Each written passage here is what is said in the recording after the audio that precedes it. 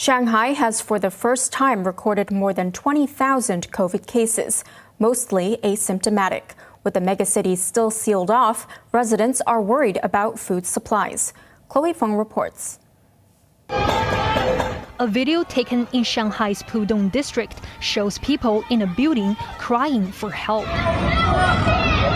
They claimed they haven't received food supplies since a lockdown began nearly 2 weeks ago.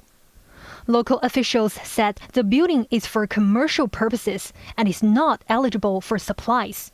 But the residents argued that's because a management office has not yet been set up in their building.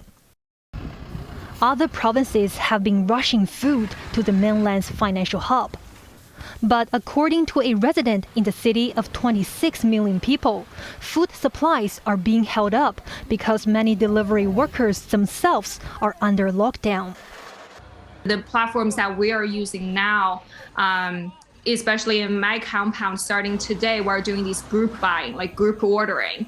Let's say we buy like 30 sets or 50 sets so that the people who have the supplies, they only need to send one time instead of 50 times. It's just unimaginable for a city like Shanghai, right? Like people would have food concerns. I think that's a lot of times what people are kind of thinking, like, how did that even happen? Symptomatic cases in Shanghai soared to 824 yesterday, more than double Wednesday's figure. There were also 20,400 asymptomatic ones.